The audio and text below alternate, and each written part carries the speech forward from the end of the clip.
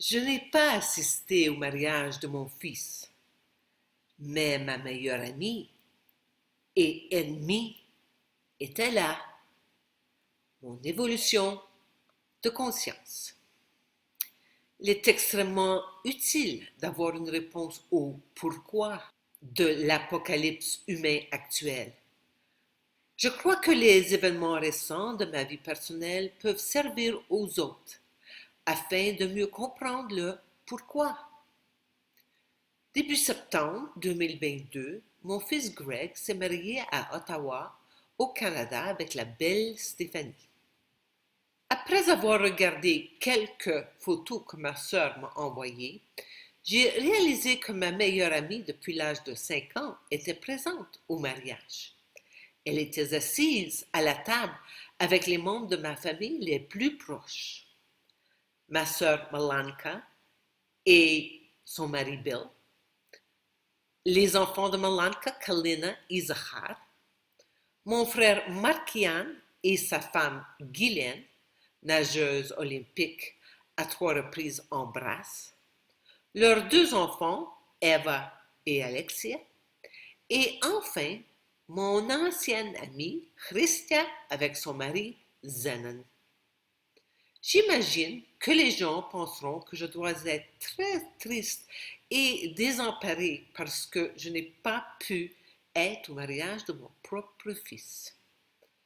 Veuillez noter que Luba, ma fille aînée, et sœur du marié donc, n'est pas non plus présente au mariage. Ce qui est encore plus intéressant, c'est la présence de Christian, ma meilleure amie entre 5 ans et 15 ans, mais qui m'a complètement rejetée par la suite. Je vais raconter mon histoire parce que mon cheminement de conscience a commencé à ce moment précis où Christian m'avait rejeté et avait monté tous mes amis contre moi. Aujourd'hui, beaucoup d'entre nous ont désormais connu le rejet de la part de certains membres de notre famille, le rejet de certains de nos amis, de membres de la communauté ou de l'exclusion d'une partie entière de la population humaine. L'exemple de ma vie personnelle est un microcosme à l'image de ce qui vit l'humanité. En conséquence, mon histoire peut vous servir d'une manière ou d'une autre tout au long de votre parcours d'évolution de la conscience. Je suis née au Canada, à Montréal, Québec, dans une famille ukrainienne très solide. Mon père, Bogdan, était très actif au sein de Plast, une organisation scout ukrainienne. Le groupe montréalais de Plast a acquis un terrain dans la région des cantons de l'Est à des fins de camp et de rassemblement de la communauté Plast. Le camp s'appelle Baturn. Mon frère a trouvé cette vidéo sur YouTube du Plast Jamboree à Baturn en 1967. J'ai pris 2 captures d'écran de cette vidéo de mon père Bogdan, qui a joué un rôle actif dans l'organisation et l'exécution du Jamboree. Mes parents et les parents de mon ancienne amie Christia ont chacun acheté un terrain au camp Baturine et y ont construit leur chalet d'été. C'est là que mon amitié avec Christia a commencé. Nous vivions à Baturine pendant des vacances d'été et pendant l'année scolaire, nous nous voyions toutes les semaines en classe à l'école ukrainienne de Montréal les samedis matins, puis aux réunions de Plast l'après-midi. Christian et moi étions toujours en compétition amicale à l'école ukrainienne et je dirais que Christian était généralement juste un peu meilleur que moi. Ici, nous sommes sur cette photo à 12 ans, juste au moment où nous passons de Novake, groupe d'âge 7 à 11, à Yunake, groupe d'âge 12 à 18. Et nous voici à un feu de camp nocturne, Vatra. Quand Christian et moi avions 15 ans, nous étions au camp d'été annuel de 2 semaines à Baturn. Cette année-là, ma sœur Malanka était conseillère et Martha, qui deviendra plus tard la belle-sœur de Malanka, était la conseillère en chef. J'ai reçu un prix à la fin de ce camp pour ma haute performance et mon commandement. Ce jour-là, je suis allée à la cuisine communautaire du camp pour déposer du matériel de camp et j'ai rencontré la mère de Christian. Sa mère m'a sauté dessus en disant que je devrais avoir honte d'avoir accepté ce prix. Elle me disait que je l'avais reçu uniquement parce que Malanka était conseillère et que durant le camp, Malanka a également commencé une relation avec le frère de Martha. C'était juste ça. Mon crime a été d'accepter un prix. Après cet événement, Christian m'a éloigné de toutes mes autres amies de notre groupe Plast, ainsi que de toutes les amies du groupe de sa sœur cadette. Pour le reste de mon éducation ukrainienne, du samedi matin, je suis devenue quasiment isolée, sans plus de meilleurs amis. À cette époque, j'étais complètement inconsciente du fait que c'est enfin mon âme qui a créé cet événement, afin de commencer ma formation d'individualité, en dehors de la bergerie. J'étais certes seule, mais j'ai continué à participer de manière active en tant que chef de groupe à Plast. Sur cette photo, j'ai maintenant l'écharpe verte représentant le groupe de plastonnés entre 18 et 30 ans. Lubomir est devenu mon meilleur ami. Il avait 2 ans de moins que moi et son frère Oleg. C'est pourquoi il a encore l'écharpe des Unakis. Lubomir est devenu le parrain de Greg. Mais, fait intéressant, il n'a pas été invité au mariage. Ceci dit, mon lien avec Christian a tout de même perduré. Nous avions toutes les deux épousé les hommes ukrainiens et toutes les deux déménagé en Ontario dans la ville d'Ottawa. Je m'étais enrôlée dans l'armée canadienne afin que mes études dentaires soient payées par l'armée et j'ai déménagé là-bas parce que c'est là que les forces armées canadiennes m'ont affectée. J'ai ensuite dû les servir pendant 3 ans en tant que capitaine dentiste. Alors que Christian a déménagé dans cette ville parce que son mari Zenon en était originaire. Ils ont eu 2 garçons, Ostap et Boyan. Durant toutes ces années, depuis la fin de l'école ukrainienne à l'âge de 18 ans jusqu'à l'âge de 35 ans environ, nous n'avons jamais été en contact. Nous nous sommes retrouvés lorsque nous avons inscrit nos enfants à l'école ukrainienne à Ottawa et à Plast. Son fils Ostap et ma fille Luba sont tous deux nés en 92. Boyan et Greg sont tous deux nés en 94. Nos garçons se sont alors retrouvés dans le même groupe Plast et sont devenus les meilleurs amis. Christian et moi ne nous sommes pas émincés dans les amitiés de nos fils, qui continuent de façon intéressante jusqu'à aujourd'hui. Greg a demandé à Boyan d'être son témoin et c'est pourquoi Christian et Zenon ont été invités au mariage de Greg. Greg ne m'a jamais dit qu'il avait invité Christian et je ne l'ai su par conséquent qu'à la vue de cette photo. Luba n'est pas allée au mariage de son frère parce qu'elle venait de rentrer de Floride et elle n'avait pas de siège réservé pour elle au mariage.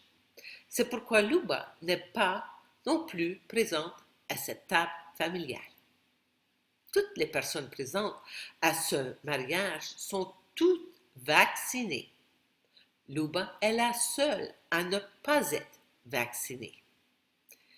Elle est arrivée à la célébration du mariage vers 23 heures et apparemment, Greg l'a fait partir parce que les règles du lieu de l'événement stipulaient que tout le monde devait être vacciné. En examinant ces événements à distance, il est évident pour moi qu'il était donc impossible pour Luba et moi d'être présentes à ce mariage à cause de notre fréquence vibratoire plus élevée. L'explication conventionnelle est que je ne peux pas voyager de Popayan à Ottawa et que Luba a dû se mettre en quarantaine durant 2 semaines après son entrée au Canada en provenance des États-Unis. Le fait est que tout est de nature énergétique.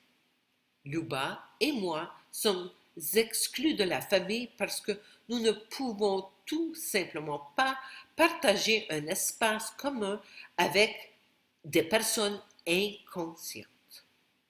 Oui. Malheureusement, je parle de tous les membres de ma famille, les plus proches, y compris mon propre fils, Greg. Donc, la question est, qu'est-ce que je ressens à ce propos? Voici une photo de mon père, de Malanka, d'Alexia et moi, dans la chemise et blouse traditionnelle ukrainienne brodée. Mon père est décédé l'année dernière en 2021. Il était le seul membre de la famille qui était un vrai meneur et je suis certaine qu'il était aussi à un niveau de conscience plus élevé.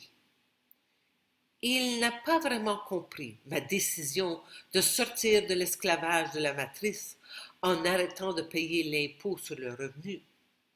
Par conséquent, il a souffert lorsque sa fille est allée en prison. Mais il ne m'a jamais abandonné. J'ai éclaté en sanglots en écrivant ces mots. Mon ego s'est de nouveau activé. Mon père avait 83 ans quand je suis allée en prison et 86 ans quand je lui ai donné mon livre La vraie liberté est à l'intérieur de moi. J'ai offert mon livre à tout le monde dans ma famille et pourtant, je sais que mon père est le seul à l'avoir lu au complet. Il n'a pas compris le message général de ce qu'il lisait, mais je sais qu'il a lu jusqu'au bout. Me voici avec Luba et Greg dans nos costumes de danse ukrainienne, juste avant notre récital de danse.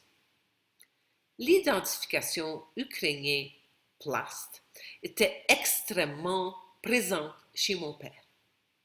Il a d'ailleurs exigé à ce que tous ses enfants se marient avec des Ukrainiens. Mon frère Markian n'a pas épousé une Ukrainienne, mais il est pourtant le seul à être encore marié avec sa femme canadienne francophone. Ma sœur Malanka et moi, nous avons divorcé de nos maris ukrainiens et nous sommes remariés avec des anglophones. Mon père avait fini par l'accepter. Je comprends consciemment que chaque être humain est destiné à éliminer l'ego et l'identification à des étiquettes. Dans mon cas, ukrainienne, canadienne, plastonienne, dentiste, mère, fille, sœur, amie, etc. Toutes ces années plus tard, est-ce toujours aussi difficile? Bien sûr que ça l'est. C'est pourquoi les larmes me reviennent au moment où je rédige ceci. Guy explique. Quand l'ego pleure, l'âme se réjouit. Mon âme se réjouit parce que chaque fois que je pleure, je retire une autre couche de mes attachements égotiques. Depuis que je réalise cela consciemment, ma souffrance émotionnelle se réduit. Tout au long de mon expérience en prison et pendant plusieurs années par la suite, j'ai continué à me mentir. Je voulais croire que ma famille et les gens en général me respecteraient pour mon courage de dire non au gouvernement. Ce n'est qu'après avoir été témoin des événements de la COVID que je suis désormais capable d'accepter que les moutons inconscients ne puissent pas s'éveiller et par conséquent ne me comprendront ni ne me respecteront jamais. Mais qui veut être respecté d'eux? C'est mon ego, bien sûr. Puisque mon ego n'obtiendra jamais ce qu'il veut, je vais donc desserrer un peu plus la forte emprise qu'a mon ego sur moi. J'espère que d'une certaine manière, mon histoire vous aura touché et qu'elle vous aidera tout au long de votre cheminement d'évolution en conscience. Amour infini.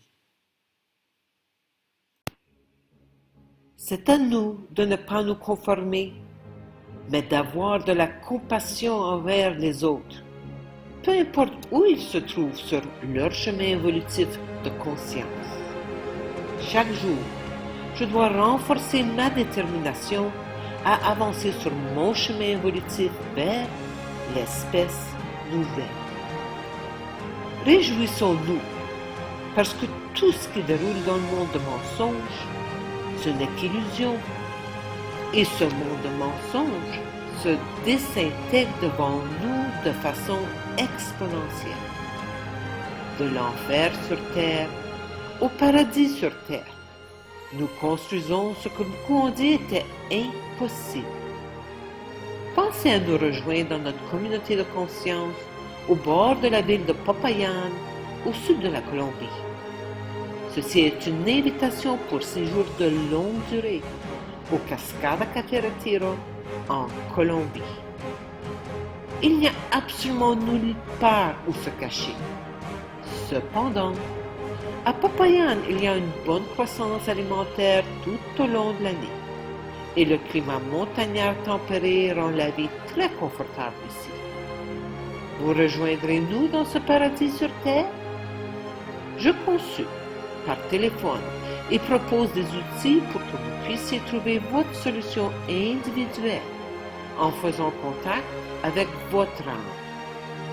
Merci de partager mes vidéos afin que ces informations puissent atteindre les personnes qui en ont besoin. Amour infini.